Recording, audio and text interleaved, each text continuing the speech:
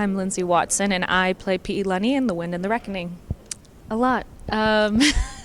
Tears. No, I'm kidding. It is a very... I do warn people. It's a heavy, emotional film, but it's a true story, and it needs to be told, and it needs to be shown to the world. It's a true Hawaiian story about the time of leprosy in Hawaii. It follows the story of Koʻolau and Piilani and their son, Kalaimanu. And essentially, during that time in Hawaii, any Hawaiian that had leprosy, the Provisional Government, who came and bullied their way into Hawaii, would round these people up and toss them on this island to die, and away from their families, away from their ohana. And so what we follow is the story of Koʻolau and Piilani, who are the Hawaiians who said, no, we're not doing that. That's not how our laws work. That's not what we believe in, and you're not going to stop us. So obviously what ensues is a big chase, and we follow their story through the valley and what they had to go through being chased down. I mean, you know, the whole base of this is actually the only reason the Provisional Government really chases them down to kingdom come like that is because of their pride. They were upset that these Hawaiians ran away from them and were prevailing. So, I mean, it turns into a really ugly big chase just for the press. It's awful. No, so that's the crazy part. I was born and raised in Hawaii. I went to Hawaiian school and never heard of this story. Talked to a lot of my Hawaiian friends. You ever heard of the story? Nope. So when I got the script and I was really reading it, I was like, this is a really important story. I always explained to people that when I read it, how I resonated with it was that this is one of the times in Hawaiian history, one of our hardest parts of our history, that the Hawaiians fought back and we won. Like, you know, like we showed them that we were not just going to be pushed over and go easy. So I was like, this is a huge part of our history that needs to be taught. It makes sense that it never made it to us because they would never want, you know, the Provisional Government would never want the story to be told. I'm sure it was buried and pushed down. So when I got a hold of the script and I was like, okay, we need to tell this story. We need to put this in film so the world can know, you know, so Hawaiians can know, so our next generations. This is part of not just Hawaii history, but world history, you know. This affected all people. So I was really excited to be able to just kind of jump into this role, even though it was a scary role to jump into because she's such a powerful Hawaiian woman. I wanted to make sure I brought her to life in the proper way. It's more of the fact of, as Hawaiians, like our culture, our language is really important to us, and, you know, dabbling in the fact of she was such a powerful Hawaiian woman that was so resilient. She went through leprosy. Her husband, her son had leprosy, everyone around her, and we knew at this point that leprosy could be spread by like touch and things like that, and that didn't stop her from taking care of her child, taking care of her husband, and pushing through all of that. So, you know, making sure I could bring all of that to life on screen to show how much she was passionate about her family, her culture, and everything like that. And then the scariest part jumping into that was language. I was born and raised in Hawaii. I went to a Hawaiian school where we were introduced to the Hawaiian language. We knew a handful of it, but not to the point of being fluent, and not just fluent, but being able to perform it in this manner. Like I said, the film's very emotional, so there are a lot of heavy emotional scenes, and marrying that with a language that you don't speak fluently was very, very difficult, and I am not one to do anything halfway, so I wanted to make sure when I was doing the language it was going to be correct. I wanted the Hawaiians and the people of Hawaii to be proud when they saw this and not be like, what was that? You know, so it was something that was a big weight on my shoulder, Jason's shoulders, that we were like, if we're going to do this and we're going to do it in the Hawaiian language, which making the decision to do it in the Hawaiian language was being most accurate to history, you know, like we could have done it in English and done it for Hollywood to do it in English, but when Hawaiians spoke to each other back then in that time, they would speak in Hawaiian. So we did that. We wanted to make sure we were accurate to history in that way. And we had 2 weeks to learn our language. 2 weeks. 2 weeks. It was probably one of the most stressful times of my life. 2 weeks for that, and we only shot for 16 days for our entire film, which is pretty unheard of for a film of that size. Both assigned a Hawaiian coach. They were with us every step of the way. As soon as they made the decision to do this movie in ʻŌlelo, Hawaii, they were like, here's your coach, go crazy. Like, they were just like, I mean, we were on calls for hours and hours, and this is all COVID, so we were zooming through Zoom, going and like, I'm like, kumu, I can't, I'm like, what is that? Oh, word? You know, it wasn't word. It's not even phrase. It was because I was familiar with, you know, the Hawaiian alphabet and pronunciation.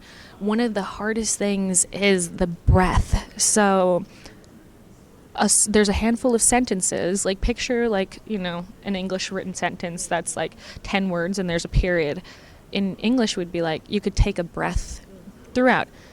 To speak the proper way of ʻŌlelo Hawaii, you can't take the breath till the period. So, I mean, physically trying to learn how to like get through. There were some things, and I would do it, and my kum would be like, "Oh, my Hawaiian name is Anuhea," which she refers to me on Anuhea. She's like, "Anuhea, you took a breath," and I was like, I'm like, I'm gonna pass out by the end of this. I'm like, I have to take a breath. She was like, she would literally be like, "No, you just can't." I'm like, "What do you mean?" She's like, Anuhea, I'm gonna tell you, that's you have to do it in one breath. I was like, okay. So like, you have to almost like have like, you know, natural born Hawaiian speakers. I think they have their physical like body is like more capable. Yeah, they know how to like say the lines and also we weren't speaking in like modern day Hawaiian, you know, that's a different, you know, they're a little more relaxed and slang, you know, we're speaking in the 1800s, so it's like not only are you speaking another language, you're speaking in a whole nother time.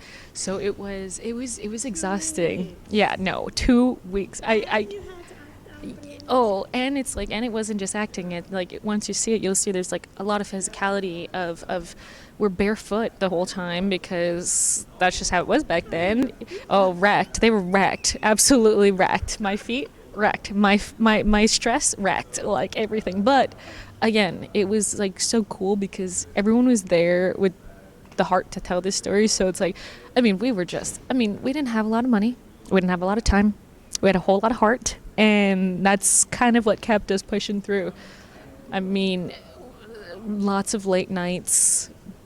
We were on like really sacred land too in Hawaii where we filmed, so it's like being very careful of things like that. Like, you know, to Finding Ohana, things like night marchers are like real, you know, in Hawaii. So like being able to make sure we had our kumus who made sure we prayed properly before and kept ourselves really protected on set. Like we filmed in like places that very powerful Hawaiians have been. So, oh yeah.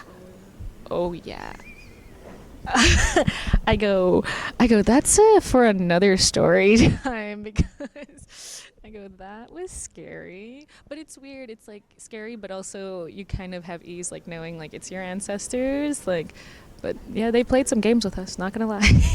For sure. And that was kind of, even just like the prep of it, Jason and I would talk about how we would just like walk around this property. You walk barefoot, prep for filming, but you know, just in general, you know, we talk about like our connection to land, to the Aina and our ancestors and things, and you could feel the energy pulsing on that property. We were super blessed to be able to have that property for filming.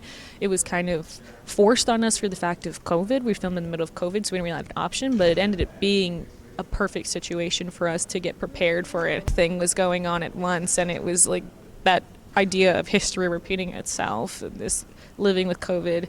I was telling someone else that the funny joke on set was that obviously we had to wear a lot of masks. We were masked up, you know, we had red, yellow, green zone where you had to have like gloves, face mask, bodysuit, like the whole thing. And so everyone had to be masked up all the time. And one of the costumes, which when you'll see the bounty hunters, because of the leprosy, used to tie rags around their face as mask.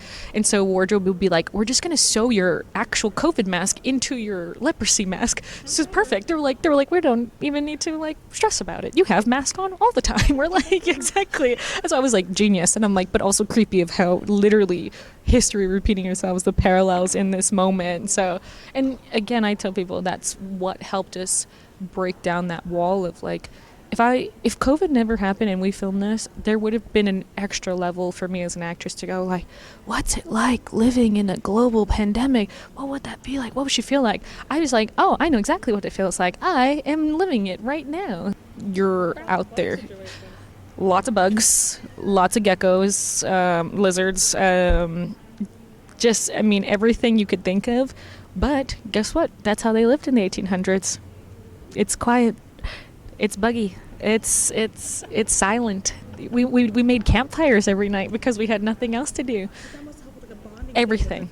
We crew, cast, sitting in a circle, singing songs, fire going. We literally made fires from the wood we gathered on the property. I mean, we were living this movie. So, yeah, we method. Did you have any material to draw from? So nothing that's like unrelated to the film I didn't really have. The only thing we had to draw off of was Piilani's book, which is the source of this story. You know, the story was told for years and years, word of mouth. Some like people wrote it from the point of view like Koʻolau was a murderer, a bad guy, of course written by the Provisional Government in their side. Yeah, okay. But of course finally Piilani was like, I need to tell this story from the true point of view, from our point of view, from the Hawaiian point of view.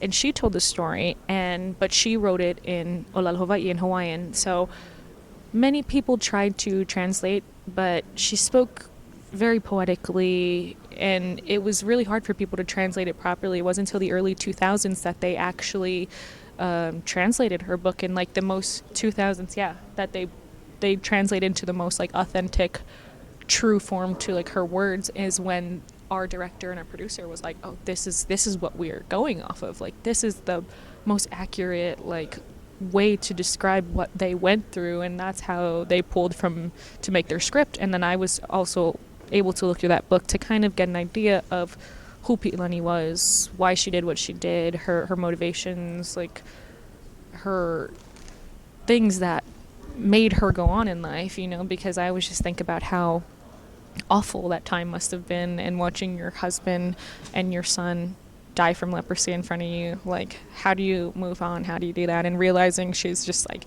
insanely resilient, that she just like nothing mattered to her except for them and her culture and, you know, and her home.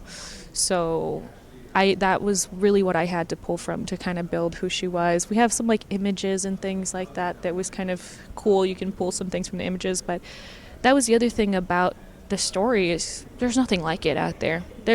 We were in uncharted waters. Like, it was cool to almost open that door and be there. It was hard for us because we had nothing to pull from, but our whole goal was like, we need to put this on film. You know, film is forever, so that people can learn this story. We can hand it down to the next generations. It's been cool to have the kids in like Hawaii. We've had a few schools that came through and we did some little private screenings for them, and them being able to see it and them resonating.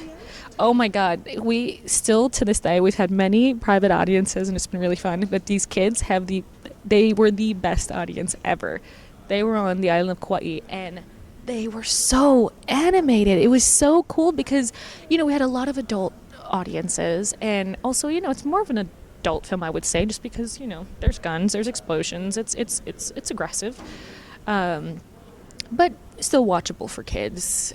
And so I knew the adults would understand and get it, but I was like, I wonder if the kids are going to resonate, if they understand who's, you know, I don't want to say good and bad, but, you know, like where the lines are in this movie. And they were so funny. Oh, I can't even, like, they were like booing these provisional government. They're like, boo. They're like, there's like times when like we obviously do really good things, like there's great moments, and they're like, yeah, like this whole theater like erupts, and we're like, oh my God. There's like a really, which I will not spoil, but there's like this like key moment at like closer to the end of the movie, and I mean the way these kids just like screamed. I mean, we've had a lot of audiences like clap and things, but I mean they screamed. They were so cool, and it was like awesome to just see them in general just enjoying, but to think that this is true history that's going to stick with them, and that they can like now know from such a young age. It was until I was 20, I don't know, high 20s that I realized the story, you know. And so to know that they're all elementary kids and already learning this story and getting to see a film of Hawaiians just like them speaking this language, at one point our language almost died out. So to know that we are in this moment of like this language resurging and then knowing we could be part of that, because we've had people watch the film and be like, I cried as soon as I heard the language, and it made me realize like that's the part of me as a Hawaiian that I am not connected to, and I want to take time to get back to that. I mean, this film is just kicking open the door so that other films like this can be told. Hawaiian stories, Polynesian stories, all of them. I just finally want a spotlight for us for once. As growing up as a Pacific Islander, we never saw anything on TV about us. I mean, and if we did, it was an awful representation of what we are, grass skirts and coconut shells and things like that. So to be able to tell our true Hawaiian stories is so important, and then allowing other filmmakers to follow in our tracks. That's why this movie is so important to us, and pushing it around the world and trying to get it out so that the world can see it, so that they realize, we're like, oh, they're here too. They have stories to be told. They have voices that need to be heard, and we're here like backing every film and every other Polynesian that we can to get our stories out there. So yes, more and more, please. Watch it. Kidding. I'm really big on the fact that this movie is important to all backgrounds. It doesn't matter if you're Hawaiian, Polynesian, doesn't matter. This story touches on very important history, the points in history, and if you're indigenous, if you're a minority group, anything of that sort, you're going to find a point in this movie where you relate to these moments of the government, of any type of overreach or any type of just injustice in general. I think that's the biggest word, is there is major injustice going on, and it's been happening for years, and look, it's happened back then too. So you're going to watch this movie and connect in a way that I don't think most films are going to make you feel, because this is just like I said, it's something you've never seen before. Hearing the Hawaiian language is just something that is going to floor you, because if you've heard it before, you're just going to love that you're finally seeing it on film. If you've never heard it before, it's such an interesting language. I think that's one of the biggest motivations to get people to go. They're like, I've never heard this language. I go, yeah, now you're going to get a movie with 80% of it. So, just take the risk to see a movie that's out of your comfort zone, maybe, because you don't know the language and you don't know the story. And you're going to walk away with a lesson and a heart full of, just curiosity for the culture. So